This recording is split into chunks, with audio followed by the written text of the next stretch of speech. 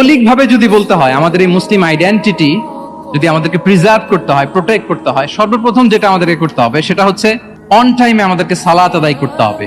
Times prayer on time. Push yourself to go to মস্ক for offering সালাত। নিজেকে push করতে হবে। প্রথম হিসেব নিবেন।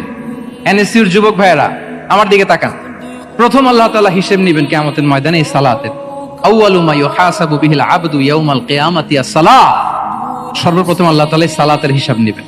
এই সালাতের হিসাব যদি আমরা সুন্দর করে দিতে পারি, সব সুন্দর হয়ে যাবে। এবং ঈমান আর কুফরের মাঝে পার্থক্য হচ্ছে এই সালাত। আওয়াজ করে বলুন, ঈমান আর কুফরের মাঝে পার্থক্য কি? এটাতে কোনো ছাড় নাই, compulsory. Push yourself to offer সালাত অন টাইম। এটাই আমাদের আইডেন্টিটি। মুসলিম আইডেন্টিটির প্রথম কথা হচ্ছে সালাত। যার সালাত নাই তার ঈমান নাই। আওয়াজ করে বলেন, যার সালাত নাই তার কি নাই?